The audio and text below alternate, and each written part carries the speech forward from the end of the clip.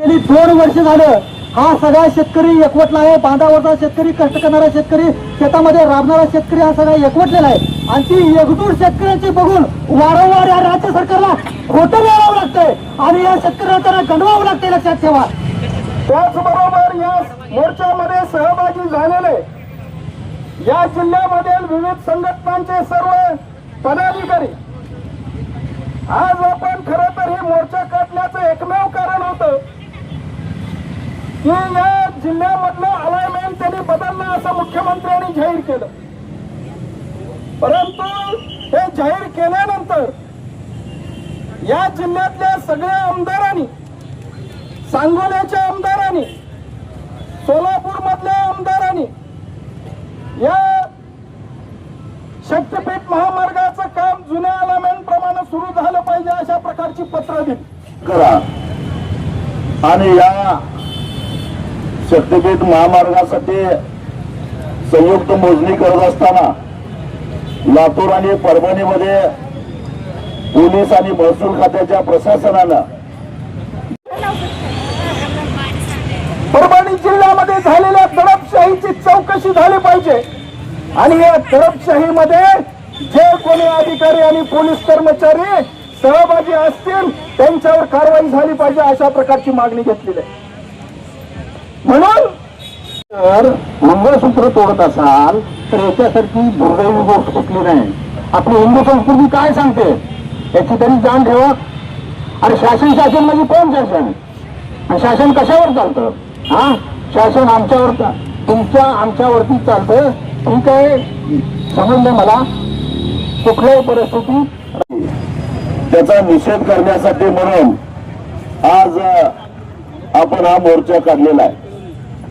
नुसता मोर्चा काढलेला नाही, मगाशी संदीपनं सांगितलं त्या पद्धतीनं आम्ही इशारा द्यायला आलेलो आहे की अशा पद्धतीचा प्रयोग जर सांगली जिल्ह्यामध्ये कराल तर तुम्हाला पश्चाताप होईल, हा इशारा द्यायला इथं आम्ही आलेलो आहे. भरावा टाकून हा रस्ता केला जाणार आहे आणि आता भरावा टाकून जे रस्ते झाले त्याची अवस्था काय आहे यावर्षी पावसाळ्यात तुम्ही बघितलेला आहे. शेकडो एकरामध्ये पाणी साठून राहतं, कारण हा रस्ता हा पूर्व पश्चिम, साधारणपणे पूर्व पश्चिम आहे आणि उतार त्याच्या उलट्या दिशेनं आहे.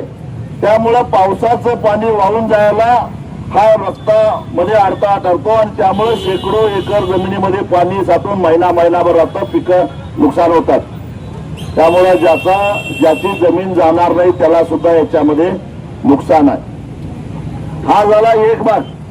सगळ्या रस्त्यांना 2019 नंतर मंजूर झालेल्या सगळ्या रस्त्यांना या नव्या कायद्याप्रमाणे अतिशय तुटपुंजी रक्कम मिळणार आहे, हे एक कारण झालं.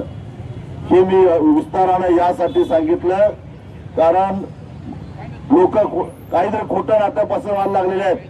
त्याला काही शेतकऱ्यांना तोंडाला पाणी सुटायला लागलेलं आहे. आता शेतकऱ्यांच्या बाबतीत दुसरा मुद्दा सांगतो. हा महामार्ग म्हणजे बघा, रत्नागिरी नागपूर हा महामार्ग हा सगळ्यांना खुला आहे. त्याच्या भोवतीनं कंपाऊंड नाही.